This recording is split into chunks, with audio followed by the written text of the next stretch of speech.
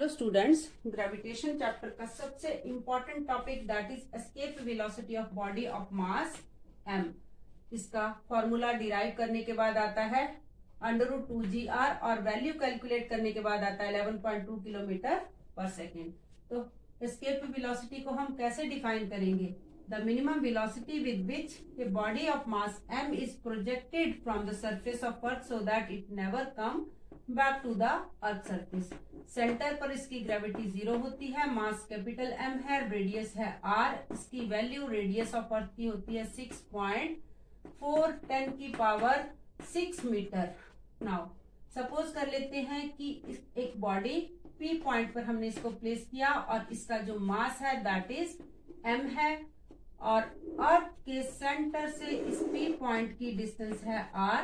P से Q तक body को कब जब हमने प्रोजेक्ट करा हमने एक्सटर्नल फोर्स लगाई against the gravitational force of attraction between this body of mass m to this point Q।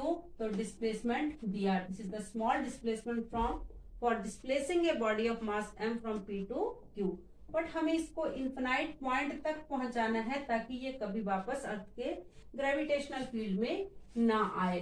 तो इस मिनिमम वेलोसिटी को हम कहते हैं एस्केप वेलोसिटी। इसको किस तरह से डिराइव करेंगे? जब हमने अब बॉडी ऑफ मास m पर एक्सटर्नल फोर्स कितनी लगाई, जितनी इस बॉडी और अर्थ के बीच में ग्रेविटेशनल फोर्स ऑफ अट्रैक्शन है, तो डिस्प्लेसमेंट हुआ, फोर्स लगाई, तो मीन्स की small amount of work done is represented by dw is equal to f dot dr. Gravitational force of attraction always act toward the earth surface और displacement also a vector quantity। तो दोनों vector quantity को जब हमने solve किया, gravitational force of attraction toward the earth और displacement away from the surface earth, दोनों में एंगल बनता है 180 डिग्री। जब हम cos ऑफ 180 डिग्री लेंगे दोनों वेक्टर क्वांटिटी के बीच में, तो ये वैल्यू -1 आती है। तो यहाँ पर हमारे पास -f dr। नाउ अब ये देखेंगे कि ये what is this force? This is the gravitational force of attraction between the body of mass m and the earth. This is given by universal law of gravitation that is g capital M small m and r radius distance of this body from where it is projected away from the surface of earth so that it never come back. तो यहाँ पे dw लेंगे और -f की value को इसे put up करेंगे g capital M small m upon r square और dr, क्योंकि बॉडी को हमने अर्थ के सरफेस से इंफिनाइट तक प्रोजेक्ट करना है तो लिमिट पुट करेंगे r से इंफिनिटी तक और इंटीग्रेट कर देंगे इधर भी वर्क डन को इंटीग्रेट करने के बाद w आता है -g capital M small m और r to infinity 1 upon r square dr। जब पूरी वैल्यू को हम सॉल्व करेंगे तो वर्क डन जो है that would be capital G capital M mass of earth small m mass of the body which is projected vertically away from the surface of अर्थ, जिसको हमें एस्केप करना है अर्थ के ग्रेविटेशनल फील्ड से।